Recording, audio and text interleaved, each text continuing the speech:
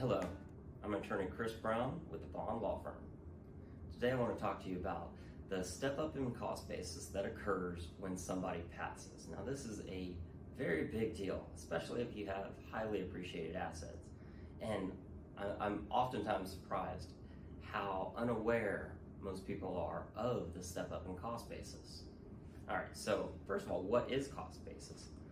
Let's say several years ago you purchased shares of Amazon, and at that time the shares of Amazon were worth $1,000 a share. Well, that's your cost basis, $1,000 a share.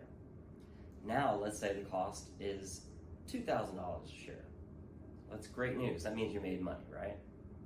However, if you were to sell those shares of Amazon, there's going to be $1,000 of capital gains there, and the government's going to want their piece, so they're going to tax those capital gains at the capital gains tax rate. So, what is the step-up in basis?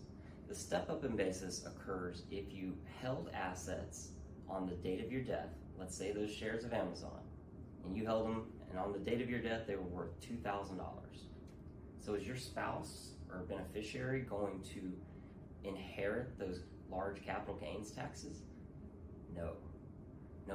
What's going to happen is there can be a step up in cost basis. So what'll happen is the cost basis will no longer be the $1,000 that you bought it at. It'll be the $2,000 that it was at on the date of your death. So if your spouse or children were to sell it the very next day, they would incur virtually no capital gains taxes. Again, that's a huge deal if you have highly appreciated assets. So capital gains taxes can add up quickly. Now, Texas is a community property state, and that has a lot of advantages.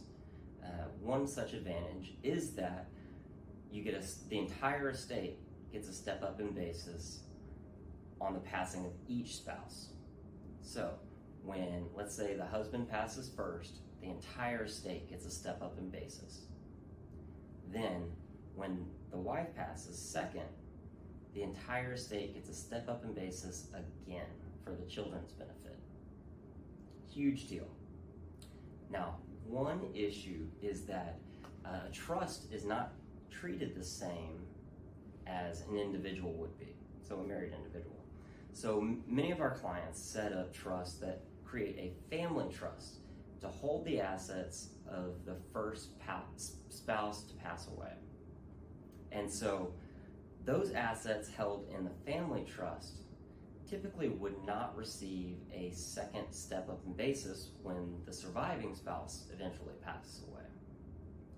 However, since 2016, we've begun including language in the family trust that allows there to be a step up in basis on the entire estate for the second time. Now, you might ask, well, why didn't we just include that all along? Well, this all has to do with the fact that previously we did not at all want those family trust assets to be included in the surviving spouse's estate for estate tax reasons. Well, currently, in the past couple of years, the estate tax exemption has bumped up to $11.58 million per person. So for a married couple, that's over $23 million. That's a lot of money, and it's an issue that most Americans don't face. So we've begun including language in the family trust that allows, for tax reasons, us to be able to step up the basis of the entire estate for the second time. So if you have a trust with us and it was done before 2016, and if it includes family trust language, then what we recommend is that you give us a call so that we can take a look to see if you have the optimal language in your trust for the current tax law situation.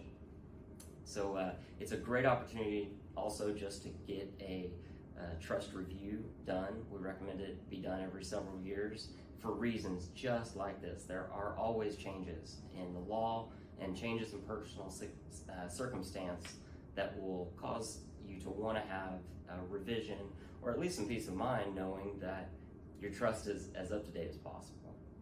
Well, please give us a call. It's a free consultation, and we would love to see you. And also at this time, we're focusing on phone consultations and virtual consultations, either through Skype, WhatsApp, or FaceTime. and because of the coronavirus, of course. So I appreciate you watching, and everybody be safe out there. Thank you very much. Again, I'm attorney Chris Brown with the Bond Law Firm.